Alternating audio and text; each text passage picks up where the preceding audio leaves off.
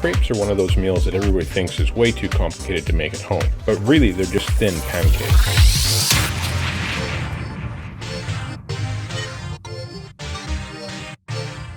We're going to start with our Mornay sauce, which we'll use to top our crepes with. We'll get started with 2 ounces of butter in our pan, and to that we'll add 2 tablespoons of flour, and we'll mix this until it comes together. And we're going to saute some mushrooms and asparagus while we're doing this. With our roux combined, we'll add our cold milk.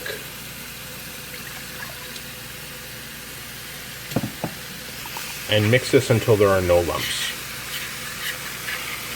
While that's going, we're going to begin with our batter. So we've got 2/3 of a cup of buckwheat flour, 1/3 of a cup of cup for cup or gluten-free flour with gum, xanthan gum, 3 tablespoons of unsalted butter, 3 eggs, a ½ teaspoon of kosher salt, and 2 2/3 cup of milk. So we're just going to whisk this until all the lumps are out and wait till our pan heats up. With our mushrooms sauteed now, we'll add in our asparagus, which has been halved lengthwise, and we can add our cheese to the sauce along with a pinch of salt and a dash of nutmeg.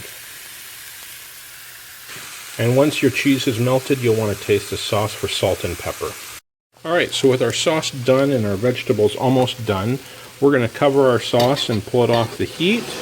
Before we get our crepes going, just make sure you've got a place to rest the crepes as soon as they're done. Here I've got a cooling rack with a tea towel, and I've got my butter that I'm using in the pan. So we'll start our crepe with some butter in the pan, and then using a 1/3 cup measure, place the batter directly into the middle of the pan.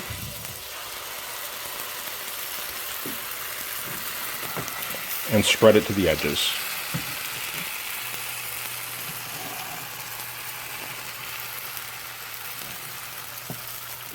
We're looking for about 8 inches here.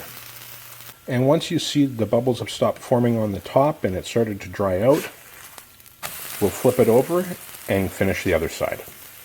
And once both sides are browned,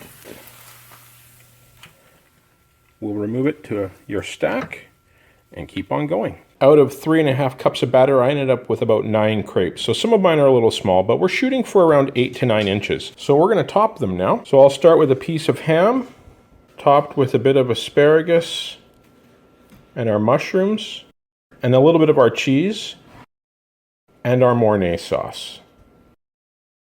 All right, so there we go. We've got our crepes with our Mornay sauce on top, and we'll just take a bite. So the buckwheat flour adds a really awesome texture and taste to these. It's more of a savory crepe, so it works really well for making a meal like this, and they taste fantastic. Hope you guys enjoy.